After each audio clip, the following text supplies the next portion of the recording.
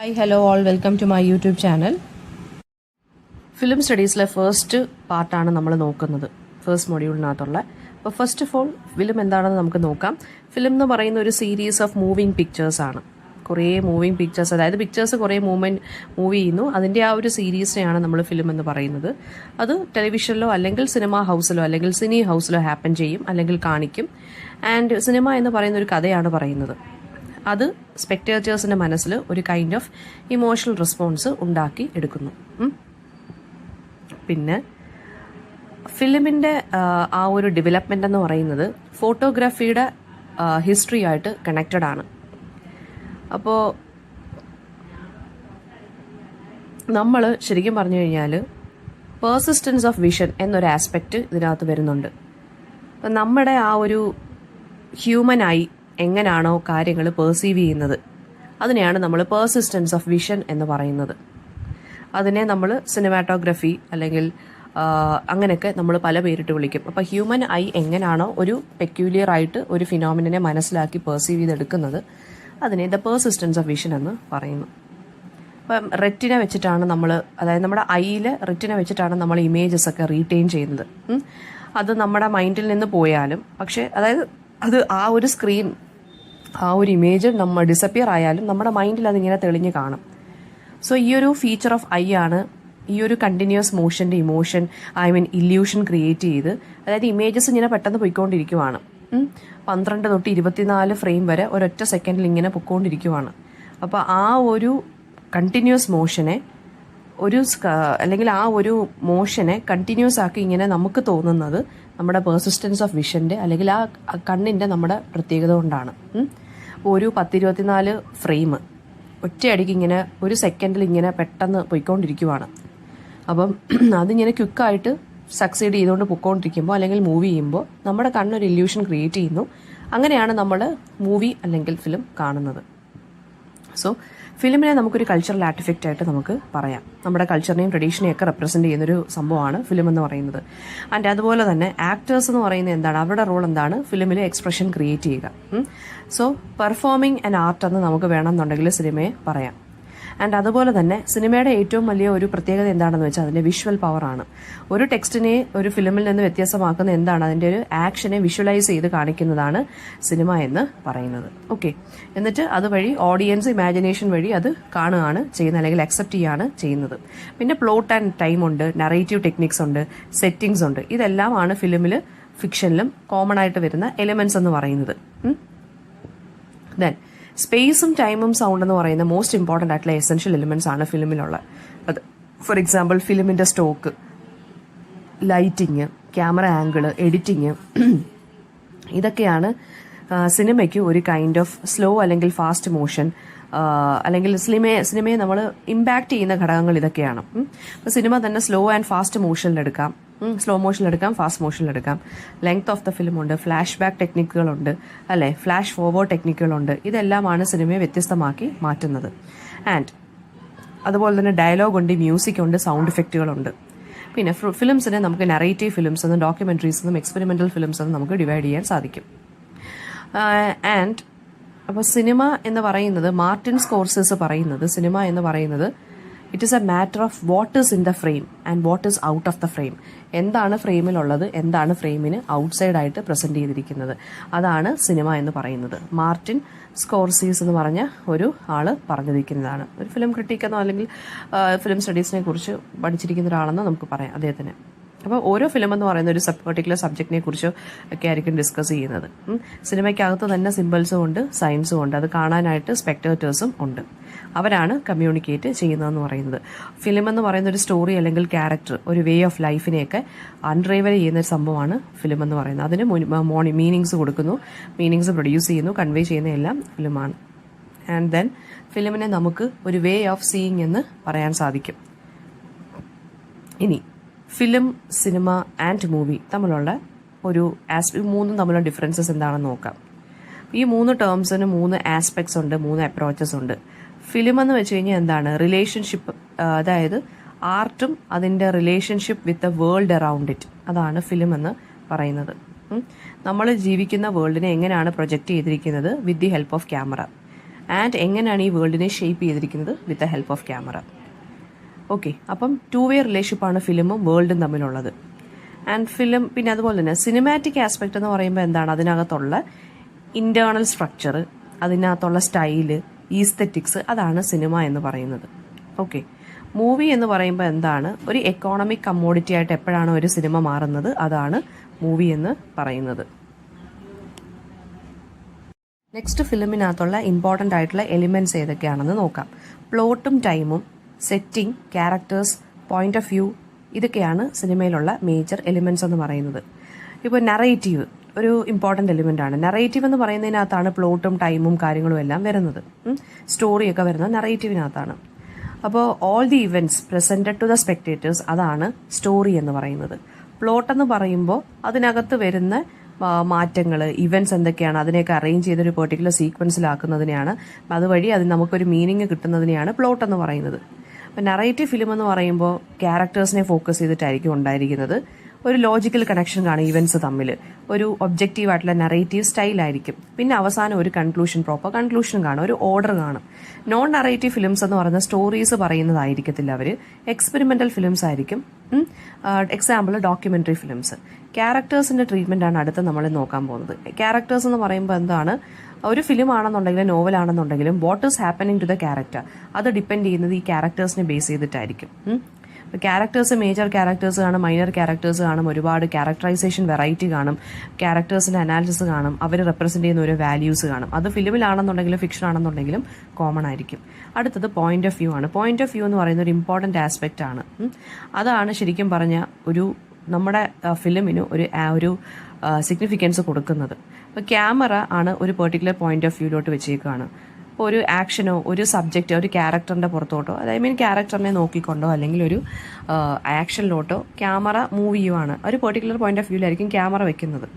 നറേറ്റീവും അതുപോലെ തന്നെ ഒരു പെർട്ടിക്കുലർ പോയിന്റ് ഓഫ് വ്യൂലോട്ടായിരിക്കും വെച്ചിരിക്കുന്നത് അല്ലെങ്കിൽ പറയുന്നത്, അല്ലെങ്കിൽ സിനിമ നടക്കുന്നതും അങ്ങനെ തന്നെ ആയിരിക്കും. അപ്പോൾ ഒരു ഒബ്ജക്റ്റീവ് പോയിന്റ് ഓഫ് വ്യൂവിൽ വെച്ചാലും ഒരു സിംഗിൾ പേഴ്സന്റെ പെർസ്പെക്റ്റീവിലായിരിക്കത്തില്ല കഥ പറഞ്ഞു പോകുന്നത്, ഒരുപാട് ക്യാരക്ടേഴ്സ് കാണത്തില്ലേ. അപ്പം നോവൽസ് ആണെന്നുണ്ടെങ്കിലും ഫിലിംസ് ആണെന്നുണ്ടെങ്കിലും എന്താണ് സിനിമ, അതായത് പോയിന്റ് ഓഫ് വ്യൂവിനെ കാണിക്കുമ്പോൾ ഒരുപാട് പേരുടെ പോയിന്റ് ഓഫ് വ്യൂസിൽ വരാം, ഒരാളുടെ മാത്രം പോയിന്റ് ഓഫ് വ്യൂസിൽ, അതായത് ഒരു ക്യാരക്ടർ മാത്രമുള്ള സിനിമകളും ഒക്കെ ഇറങ്ങുന്നുണ്ട്. ഓക്കെ, പിന്നെ അടുത്തത് സ്റ്റേജ്, അതായത് ഡ്രാമ. സ്റ്റേജ് എന്ന് പറയുമ്പം എങ്ങനെയാണ് ഇത് സെറ്റ് ചെയ്തിരിക്കുന്നത്. അപ്പം സ്റ്റേജ് ആണെന്നുണ്ടെങ്കിലും ഡ്രാമയെന്നാണെന്നുണ്ടെങ്കിലും രണ്ടും തമ്മിൽ നല്ല സിമിലാരിറ്റീസ് ഉണ്ട്. സൗണ്ടും ഡയലോഗിന്റെ ഒക്കെ കോമ്പിനേഷൻ ഒക്കെ വന്ന് ഇമേജിനൊപ്പം വരുന്നു, എന്നിട്ട് അത് ഫിലിമിൽ കാണിക്കുമ്പോഴാണ് ഒരു മീനിങ് ഫുൾനെസ് നമുക്ക് സിനിമയ്ക്ക് വരുന്നത്, അല്ലേ. പിന്നെ തിയേറ്റർ പെർഫോമൻസ് എന്ന് പറയുമ്പം സിനിമയുടെ പെർഫോമൻസും തിയേറ്റർ പെർഫോമൻസ് എന്ന് പറയുമ്പോൾ ഡിഫറെൻ്റ് ആണ്. ഡിസ്കണ്ടിന്യൂസ് ഷോട്ട്സ് കാണും ഫിലിമിനകത്ത്, അതിനെ നമുക്ക് പല രീതിയിൽ മാനിപ്പുലേറ്റ് ചെയ്തെടുക്കാൻ സാധിക്കും. ഓക്കെ, പക്ഷേ തിയേറ്റർ പെർഫോമൻസ് എന്ന് പറയുമ്പോൾ എന്താണ്, അത് പെർമനന്റ് ആയിരിക്കും, അതൊരു റെക്കോർഡഡ് ഫോമാറ്റിൽ തന്നെ പെർമനന്റ് ആയിരിക്കും. ഓഡിയൻസ് ആണ് ആ പെർഫോമൻസ് കാണുന്നത്. നമുക്ക് വേറെ മാറ്റങ്ങളും വ്യത്യാസങ്ങളും ഒന്നും പെട്ടെന്ന് അതിനകത്ത് വരുത്താൻ സാധിക്കുകയില്ല. ഓക്കെ, പിന്നെ മ്യൂസിക്കൽ പൊട്ടൻഷ്യാലിറ്റി ഓഫ് എ ഫിലിമാണ്. അത് ഫിലിം മേക്കേഴ്സ് നല്ല രീതിയിൽ ഇപ്പോൾ എക്സ്പ്ലോയിറ്റ് ചെയ്യുന്നുണ്ട്. അതായത് നേരത്തെ സൈലന്റ് ഫിലിംസിലെല്ലാം പെർഫോം ചെയ്യുമായിരുന്നു ലൈവ് ബാക്ക്ഗ്രൗണ്ട് മ്യൂസിക് വെച്ചിട്ട്. ഇപ്പം അങ്ങനല്ല, എല്ലാ കാര്യത്തിലും, അതായത് മ്യൂസിക്കിന്റെ കാര്യത്തിൽ നല്ല രീതിയിൽ ശ്രദ്ധ കൊടുത്തിട്ടാണ്, ബാക്ക്ഗ്രൗണ്ട് മ്യൂസിക് ആണെന്നുണ്ടെങ്കിലും ക്യാരക്ടേഴ്സിനെ ഇൻട്രൊഡ്യൂസ് ചെയ്യുന്ന മ്യൂസിക് ഒക്കെ ആണെന്നുണ്ടെങ്കിലും നല്ല രീതിയിൽ ശ്രദ്ധ കൊടുത്തിട്ടാണ് ചെയ്യുന്നത്. ഇതൊക്കെയാണ് സിനിമയുടെ മെയിൻ എലിമെന്റ്സ് എന്ന് പറയുന്നത്. ഓക്കെ, ഇനി ലാംഗ്വേജ് ഓഫ് സിനിമ. ഇപ്പോൾ ഏത് സിനിമയാണെന്നുണ്ടെങ്കിലും ഏത് ഡിസിപ്ലിൻ ഓഫ് ആർട്ട് ആണെന്നുണ്ടെങ്കിലും അതിൻ്റേതായിട്ടുള്ളൊരു സ്പെഷ്യൽ ലാംഗ്വേജ് കാണും. മീനിങ് കമ്മ്യൂണിക്കേറ്റ് ചെയ്യണമെന്നുണ്ടെങ്കിൽ അതിൻ്റേതായിട്ടുള്ളൊരു രീതി കാണും. അപ്പോൾ സിനിമയുടെ ലാംഗ്വേജ് എന്ന് പറയുന്നത് വളരെ ഡിഫറൻ്റ് ആണ്. ഫിലിമിൻ്റെ ലാംഗ്വേജ് എന്ന് പറയുന്നത് സ്റ്റോറി ടെല്ലിംഗ് ആയിരിക്കും. അതിനകത്ത് സൈൻസ് ആണെങ്കിലും സിമ്പിൾസ് ആണെങ്കിലും ഫ്രെയിംസ് ആണെങ്കിലും അതിനെല്ലാം ഡിഫറെൻറ്റ് കോഡ്സ് കാണും, ഡിഫറെൻറ്റ് ഐഡിയാസ് ആയിരിക്കും ഓഡിയൻസിന് കൺവേ ചെയ്യാൻ ഉപയോഗിക്കുന്നത് നമ്മൾ. പിന്നെ ഇപ്പോൾ നമ്മൾ computer generated graphical effects, computer generated CGI, അതായത് computer generated special effect use ചെയ്യുന്നുണ്ട് നമ്മൾ. അങ്ങനത്തുള്ള വളരെ നല്ല രീതിയിലുള്ള സൗണ്ട് ട്രാക്സ് യൂസ് ചെയ്യുന്നുണ്ട്, അല്ലേ. അങ്ങനെയുള്ള കുറേ ഇൻഡിപെൻഡന്റ് ആയിട്ടുള്ള എലിമെന്റ്സ് നമ്മളിപ്പം ഫിലിംസ് വാച്ച് ചെയ്യാനുള്ള പ്ലഷർ കൂട്ടാൻ വേണ്ടി നമ്മൾ ഇതൊക്കെ എലിമെന്റ്സ് യൂസ് ചെയ്യുന്നുണ്ട്. ക്യാമറയുടെ ഫ്രെയിം ആണെന്നുണ്ടെങ്കിൽ അങ്ങോട്ടും ഇങ്ങോട്ടും മാറ്റുന്ന ഒരു പ്രത്യേകമുള്ള രീതിയിലാണ് നമ്മൾ മാറ്റുന്നത്. ഓക്കെ, പിന്നെ റഷ്യൻ ഫിലിം മേക്കർ ആയിട്ടുള്ള ലെവ് കുലേഷോവ് ആണ് ക്യാമറ ഷോട്ട്സും, അതായത് who propose that each camera shot എന്ന് പറയുന്ന ഓരോ ലെറ്റേഴ്സ് പോലെയാണ്, ഓരോ ആൽഫബറ്റ് പോലെയാണെന്ന് ഇദ്ദേഹമാണ് പറഞ്ഞത്. പിന്നെ ലാംഗ്വേജ് ഓഫ് ദ ഫിലിം എന്ന് പറയുമ്പം അതിനൊരു കോൺക്രീറ്റ് അല്ലെങ്കിൽ ഒരു ഫിക്സഡ് ലാംഗ്വേജ് സ്ട്രക്ചർ കാണത്തില്ല. പിന്നെ സിനിമയ്ക്ക് ഉള്ള ലാംഗ്വേജ് എന്ന് പറയുന്നത് കോംപ്ലക്സ് ലാംഗ്വേജ് ആയിരിക്കും. അതിന് അതിൻ്റേതായിട്ടുള്ള ഗ്രാമറും അതിൻ്റേതായിട്ടുള്ള വൊക്കാബുലറിയും ഒക്കെ കാണും. അപ്പോൾ ഒരുപാട് സെവറൽ ഫാക്ടേഴ്സ് കൂടി ഇൻക്ലൂഡ് ചെയ്യുന്നതാണ് ഫിലിമിൻ്റെ ലാംഗ്വേജ് എന്ന് പറയുന്നത്. അപ്പോൾ ഫിലിം ലാംഗ്വേജിനെ ഡിറ്റർമൈൻ ചെയ്യുന്നത് മിസോസീൻ അല്ലെങ്കിൽ സിനിമാറ്റോഗ്രഫി, എഡിറ്റിംഗ് ആൻഡ് സൗണ്ട്, ഇത്ര എലിമെന്റ്സ് ആണ്. മിസോസീൻ എന്ന് വെച്ച് കഴിഞ്ഞാൽ ഫ്രഞ്ച് വേർഡാണ്. അതിൻ്റെ meaning putting in to the scene. തിയേറ്ററിൽ നിന്നാണ് ഈ ഒരു വേർഡ് ഒറിജിൻ ചെയ്തിരിക്കുന്നത്. Okay, settings, props, properties, costumes, lightings, actions, ഇതെല്ലാമാണ് നമ്മൾ മിസോസീനകത്ത് വരുന്നത്. ഓക്കെ, പിന്നെ 5 ചാനൽസ് ഓഫ് ഇൻഫർമേഷൻ ഉണ്ട് നമുക്ക്. ക്രിസ്ത്യൻ മെറ്റ്സ് എന്ന് പറഞ്ഞ അദ്ദേഹമാണ് 5 ചാനൽസ് ഓഫ് ഇൻഫർമേഷൻ ഫിലിമിനുണ്ടെന്ന് പറഞ്ഞിരിക്കുന്നത്. വിഷ്വൽ ഇമേജ്, പ്രിന്റ്, വേറെ graphics, speech, music and noise. Noise എന്ന് വെച്ചാൽ സൗണ്ട് ഇഫക്റ്റുകൾ. വിഷ്വൽ ഇമേജസ് എന്ന് പറയുമ്പോൾ നമുക്ക് ഡിഫറെൻറ്റ് കൾച്ചേഴ്സിൽ ഡിഫറെൻ്റ് ആയിട്ടായിരിക്കും നമ്മൾ ഇൻ്റർപ്രറ്റ് ചെയ്യുന്നത്. പിന്നെ അതുപോലെ തന്നെ കളർ എന്ന് പറയുന്ന സംഭവമുണ്ട്, ഗ്രാഫിക്സ് ഉണ്ട്, സ്പീച്ച് ഉണ്ട്, മ്യൂസിക് ഉണ്ട്, നോയ്സ് ഉണ്ട്, അല്ലെങ്കിൽ സൗണ്ട് ഇഫക്റ്റ് ഉണ്ട്. പിന്നെ most efficient tool for the film maker എന്ന് പറയുന്നത് കളറിലും ഫോമിലും ലൈനിലും അല്ലെങ്കിൽ ലൈറ്റിങ്ങിലും വരുന്ന വ്യത്യാസമാണ്. പിന്നെ നമ്മൾ യൂസ് ചെയ്യുന്ന മിക്കവാറും ഉള്ളതെല്ലാം 3 പോയിന്റ് സിസ്റ്റം ഓഫ് ലൈറ്റിംഗ് ആണ്. അതായത് 3 കൈൻഡ്സ് ഓഫ് ലൈറ്റിംഗ് ഉണ്ട്. കീ ലൈറ്റ് ഉണ്ട്, ഫിൽ ലൈറ്റ് ഉണ്ട്, ബാക്ക് ലൈറ്റ് കാണും. ഇത് വെച്ചിട്ടാണ് നമ്മൾ വേരിയസ് ഇഫക്ട്സ് ചെയ്യുന്നത്. ഓക്കെ, സിനിമാറ്റോഗ്രഫി എന്ന് വെച്ച് കഴിഞ്ഞാൽ എന്താണ്? Recording movement on the film. ലൈറ്റിങ്ങും ബാക്കിയുള്ള കാര്യങ്ങളെല്ലാം കൺട്രോൾ ചെയ്ത് പ്ലാൻ ചെയ്ത് നമ്മളൊരു കാര്യം റെക്കോർഡ് ചെയ്യുന്നതിനെയാണ് സിനിമാറ്റോഗ്രഫി എന്ന് പറയുന്നത്. ഡയറക്ടറും സിനിമാറ്റോഗ്രാഫറും പ്രൊഡ്യൂസറും ഡിസൈനറും എല്ലാവരും കൂടെ ചേർന്നിട്ടാണ് സിനിമാറ്റോഗ്രഫിക്കകത്ത് വരുന്നത്. ഓക്കെ, പിന്നെ ഏത് എക്യുപ്മെന്റ് സെലക്ട് ചെയ്യണം എന്നുള്ളതും ഇമേജസ് ഒക്കെ എങ്ങനെ കമ്പോസ്റ്റ് ആകണം എന്നുള്ളതും എല്ലാം തീരുമാനിക്കുന്നത് സിനിമാറ്റോഗ്രാഫറാണ്. അത് പ്രീ പ്രൊഡക്ഷൻ സ്റ്റേജിലാണ് തീരുമാനിക്കുന്നത്. എഡിറ്റിംഗ് എന്ന് പറയുമ്പോൾ ഒരു കോംപ്ലക്സ് പ്രോസസ്സാണ്. കോർഡിനേഷൻ, അതാണ് എഡിറ്റിംഗ് എന്ന് പറയുന്നത്. ഡിറക്ഷനും ആക്ടിങ്ങും സിനിമാറ്റോഗ്രഫിയും സൗണ്ട് ഡിസൈനും സ്പെഷ്യൽ എഫക്റ്റും എല്ലാത്തിൻ്റെയും ഒരു കോർഡിനേഷനെയാണ് എഡിറ്റിംഗ് എന്ന് നമ്മൾ പറയുന്നത്. എഡിറ്റിംഗിലൂടെയാണ് നമ്മൾ ആ നറേറ്റീവ് സ്ട്രക്ചേർഡ് ആക്കുന്നത് അല്ലെങ്കിൽ പ്രസന്റബിൾ ആയിട്ടുള്ള രീതിയിൽ ആക്കുന്നത്. ഓക്കെ, ഫിലിം ഷോർട്സ് എല്ലാം നല്ല രീതിയിൽ പുട്ട് ടുഗെദർ ചെയ്തിട്ട് ക്രിയേറ്റ് ചെയ്ത് പ്രൊഡ്യൂസ് ചെയ്ത് നമ്മൾ സർട്ടൻ ഇഫക്റ്റ് ഉണ്ടാക്കുന്നു. എഡിറ്റിംഗ് എന്ന് വെച്ചാൽ എന്താ? Cutting down of raw material, അതാണ് എഡിറ്റിംഗ് എന്ന് പറയുന്നത്. അപ്പോൾ അതൊരു പ്രോസസ് ഓഫ് സിന്തസിസ് ആണ്. എല്ലാത്തിനെയും നമ്മൾ യോജിപ്പിച്ച് നമ്മൾ സംയോജിപ്പിക്കുക അല്ലെങ്കിൽ യോജിപ്പിക്കുക, അതാണ് എഡിറ്റിംഗ് എന്ന് പറയുന്നത്. ആവശ്യമില്ലാത്ത കാര്യങ്ങളെല്ലാം നമ്മൾ കളയുക. കണ്ടിന്യൂറ്റി എഡിറ്റിംഗ് ഉണ്ട്. കണ്ടിന്യൂറ്റി എഡിറ്റിംഗ് എന്ന് വെച്ച് കഴിഞ്ഞാൽ ഒരു സീനിൽ നിന്ന് നമ്മൾ മറ്റൊരു ഷോട്ടിലോട്ട് പോകുമ്പോൾ ഉള്ളൊരു സ്മൂത്ത് ആയിട്ട് ഒരു ട്രാൻസിഷൻ, ഒരു ചേഞ്ച് ആയിരിക്കും ഉണ്ടായിരിക്കുന്നത്. ഒരു ലോജിക്കാലിറ്റി കാണും. ഡിസ്കണ്ടിന്യൂറ്റി എഡിറ്റിംഗ് എന്ന് വെച്ച് കഴിഞ്ഞാൽ ചില സിനിമയ്ക്കകത്ത് മനഃപൂർവ്വം ഒരു ലോജിക്കൽ ഇല്ലായ്മ ക്രിയേറ്റ് ചെയ്യും. ഓക്കെ, അപ്പം ഷോർട്സ് വഴി ആയിരിക്കത്തില്ല മീനിങ്സ് പെട്ടെന്ന് വരുന്നത്. അത് വേറെ രീതിയിലൂടെയൊക്കെ ആയിരിക്കും മീനിങ്സ് ക്രിയേറ്റ് ചെയ്യുന്നത്. അതിന് എക്സാമ്പിൾ എന്ന് പറയുന്നത് ഐസൻസ്റ്റീനിന്റെ മൊണ്ടാഷ് എന്നുള്ളൊരു ടെക്നിക്കാണ്.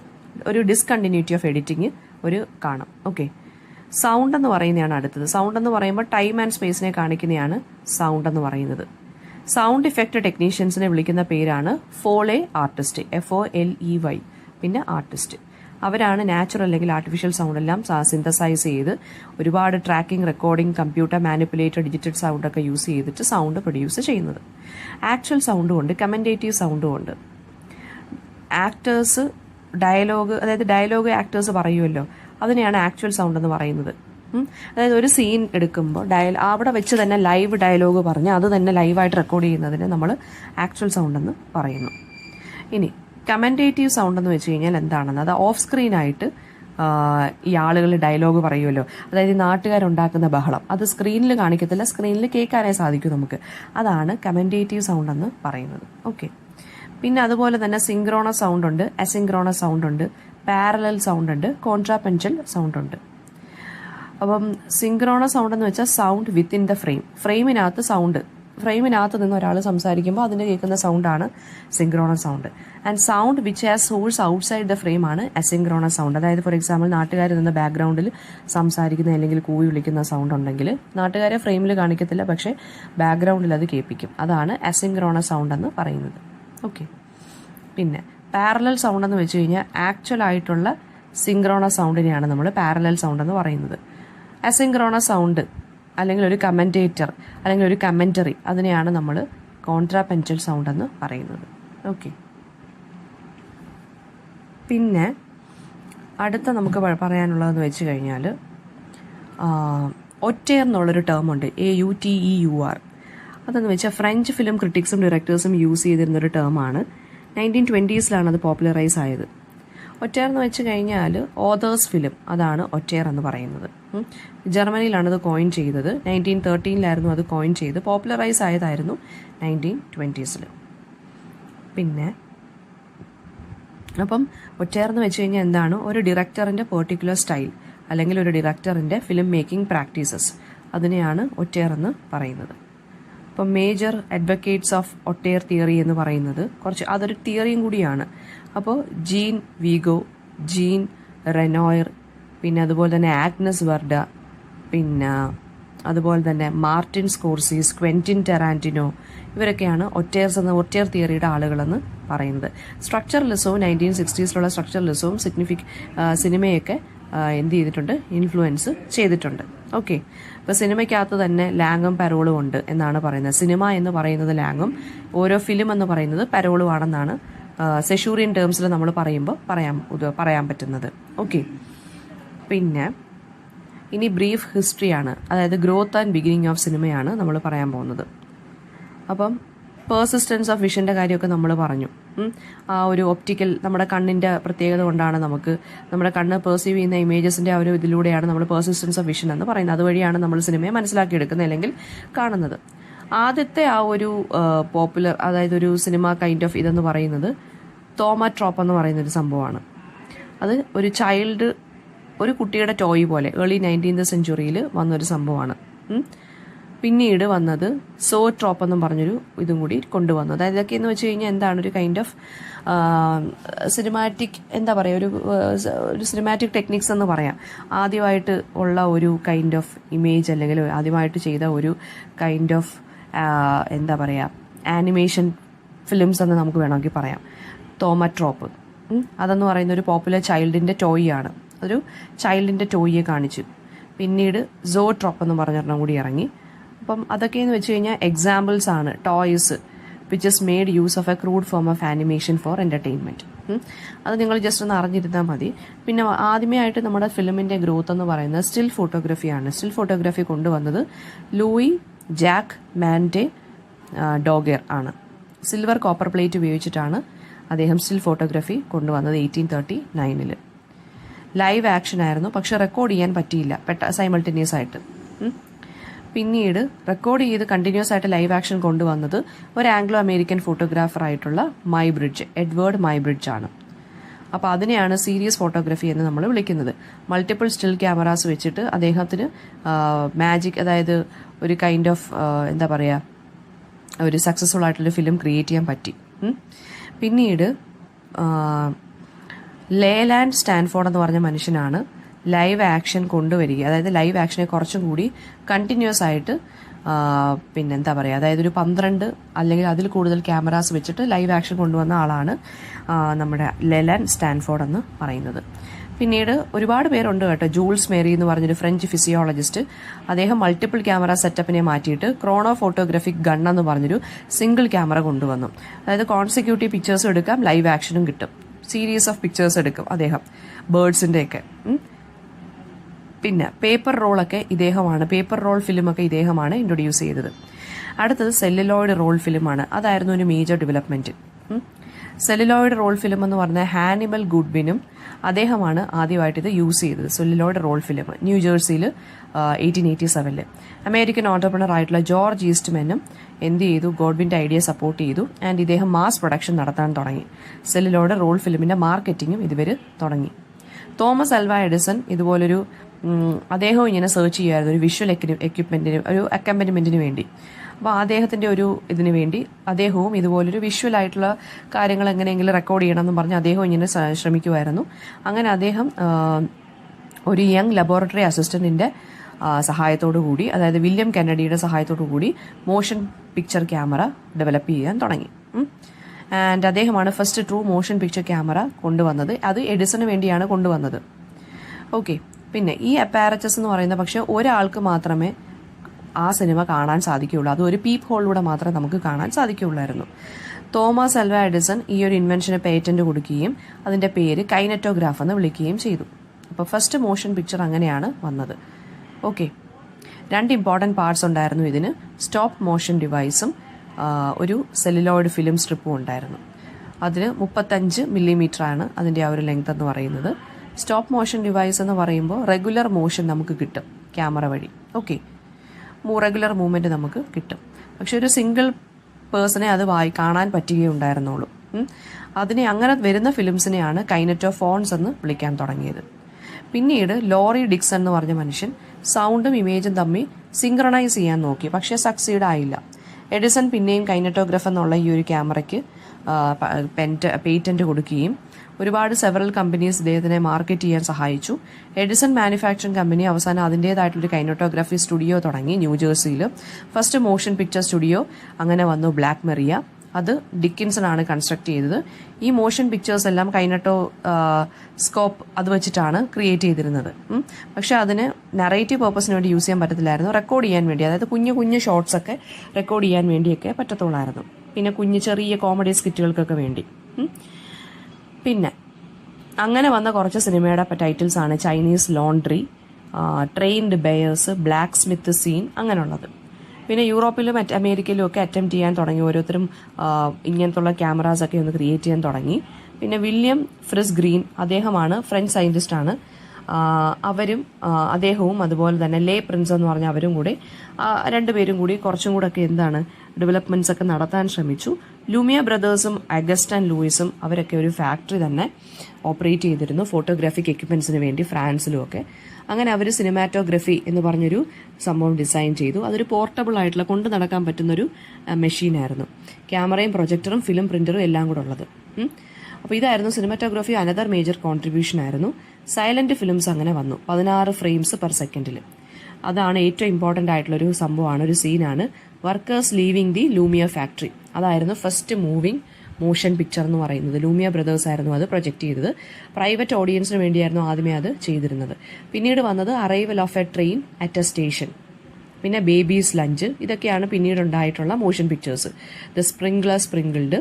ഓക്കെ, ജർമ്മനിയിൽ സ്ക്ലാഡനോസ്കി ബ്രദേഴ്സ് ആയിട്ടുള്ള മാക്സ് ആൻഡ് എമിൽ അവരൊരു പ്രൊജക്ടർ ഡെവലപ്പ് ചെയ്തു സെല്ലുലോയിഡ് ഫിലിം സ്റ്റിക്സിന്. അതിന്റെ പേരാണ് ബയോസ്കോപ്പ്, അല്ലെങ്കിൽ BIOSCOPE, ബയോസ്കോപ്പ്. അവരും ഇതുപോലെ പബ്ലിക് പെർഫോമൻസ് ഒക്കെ ഇവരുടെ ഇതിലൂടെ പ്രൊജക്ട് ചെയ്തിട്ടുണ്ടായിരുന്നു നവംബറിൽ ബെർലിനിൽ വെച്ച്. പിന്നീട് റോബർട്ട് W. പോൾ എന്ന് പറഞ്ഞ മനുഷ്യൻ തിയേറ്റോഗ്രഫ് കണ്ടുപിടിച്ചു 1986. ആൻഡ് ഫ്രാൻസിസ് ജെങ്കിൻസ് എന്ന് പറഞ്ഞ മനുഷ്യനും തോമസ് എർമാറ്റും കൂടി ഷോർട്ട് മോഷൻ പിക്ചേഴ്സ് അറ്റ്ലാന്റയിലും ജോർജിയയിലും ഒക്കെ ഇലക്ട്രിക്കലി പവേർഡ് മെഷീന്റെ ഹെൽപ്പോട് കൂടി കാണിക്കാൻ തുടങ്ങി. അവരൊരു പ്രൊജക്റ്റിംഗ് മെഷീൻ യൂസ് ചെയ്തു. അത് ലഥം ഫാമിലിയാണ് ഡെവലപ്പ് ചെയ്തത്. അതുകൊണ്ട് അതിനെ ദ ലാഥം ലൂപ്പ് എന്ന് വിളിക്കുന്നു. LATH ലഥം loop. 2 ലൂപ്പാണ് അതിനുണ്ടായിരുന്നത്, above and below the projection lens. അപ്പോൾ ഫിലിം ബ്രേക്ക് ഇല്ലാതെ ലോങ് ഫിലിംസ് കാണാനായിട്ട് നമുക്ക് സാധിക്കുമായിരുന്നു. ഓക്കെ, പിന്നെ എഡിസൺ അങ്ങനെ ഈ ഒരു മെഷീന്റെ ഇത് കണ്ടിട്ട് ഇംപ്രസ്ഡ് ആവുകയും അദ്ദേഹം ഇവരുമായിട്ടൊക്കെ വഴക്കൊക്കെ ആവുകയൊക്കെ ചെയ്യുന്നുണ്ട്. ആൻഡ് അദ്ദേഹം പിന്നീട് ഈ മെഷീനെ എഡിസൺസ് വൈറ്റസ്കോപ്പ് എന്നും പറഞ്ഞ് അദ്ദേഹം എന്ത് ചെയ്യുന്നുണ്ട്, പേരിടുന്നുണ്ട്. ഓക്കെ, അത് April 23 ന്യൂയോർക്ക് സിറ്റിയിൽ അദ്ദേഹം തന്നെ പബ്ലിക് എക്സിബിഷന് കാണിക്കുകയും ചെയ്തു. ആൻഡ് ഇതിനെ എഡിസന്റെ ഗ്രേറ്റസ്റ്റ് മാർവൽ എന്നാണ് അറിയപ്പെടുന്നത്. സീ വേവ്സ്, ബട്ടർഫ്ലൈ ഡാൻസ്, അങ്ങനെ കുറേ ടൈറ്റിൽസ് ഒക്കെ എക്സിബിറ്റ് ചെയ്തു ഇദ്ദേഹം. ഇതൊക്കെയെന്ന് വെച്ചാൽ സീരീസ് ഓഫ് ആനിമേറ്റഡ് ഫോട്ടോഗ്രാഫ്സ് ആയിരുന്നു. Towards the end of the 19th സെഞ്ചുറിയിൽ റെക്കോർഡിങ്ങും പ്രൊജക്ഷൻ ഓഫ് ഫിലിം, റെക്കോർഡിംഗ് എക്യുപ്മെന്റ്സും പ്രൊജക്ഷന്റെ ബാക്കിയുള്ള എക്യുപ്മെന്റ്സ് എല്ലാം ഡിസ്കവേർഡ് ആയി. അപ്പോൾ ആ സമയം ആയപ്പോഴത്തേക്കും ലാഥം ഡിവൈസ് ഉണ്ടല്ലോ, ലാഥം ലൂപ്പ്, അതെന്ന് പറയുന്ന അതിന്റെ ലെങ്ത്, ഫിലിംസിന്റെ ലെങ്ത് കൂട്ടാനുള്ള ടെക്നിക്കുകളൊക്കെ അവരായിട്ട് തന്നെ എക്സ്റ്റെൻഡ് ചെയ്തു. 16 മിനിറ്റ് വരെ അപ്രോക്സിമേറ്റ്ലി നടത്താൻ ഇങ്ങനെ വ്യൂ ചെയ്യാനായിട്ടുള്ള സംഭവങ്ങളൊക്കെ ഇവർ തന്നെ ചെയ്തു. ഓക്കെ, എന്തെങ്കിലും ഡൗട്ട് ഉണ്ടെങ്കിൽ കമന്റ് ബോക്സിൽ ചോദിക്കുക. Thank you.